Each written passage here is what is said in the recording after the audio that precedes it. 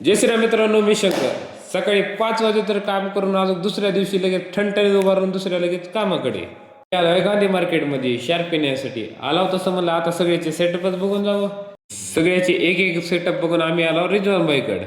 इथं आलो रिजवानबाई तर काय, रिजवानबाई आपले निवांत बसले होते उगं सगळ्या शार्प्या नेट करून. तिथं लगेच गेले की लगेच त्याने दाखवली शार्पी चालू करून. लगेच म्हणले बघा प्रिझम कशी येते, एकच नंबर हो ग.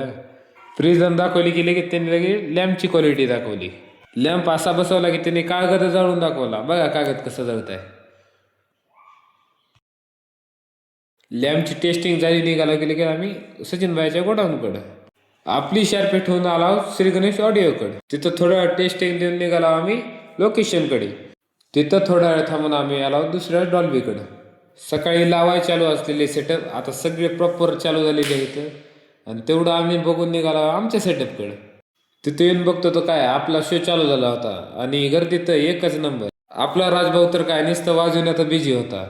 तिथं तर काय दमून थोडं सचिनबाई आणि जागोबाई बसली होती.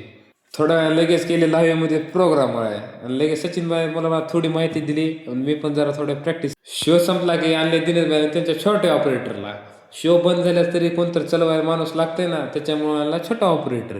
थोडा वेळ लागली मला भूक. आता म्हणलं आता थोडा नाश्ता करावा. नाश्ता करून गणबाईची डॉल्बी घेऊन निघाला गावाकडे. तर चला भेटूया आपल्या पुढच्या ब्लॉगमध्ये.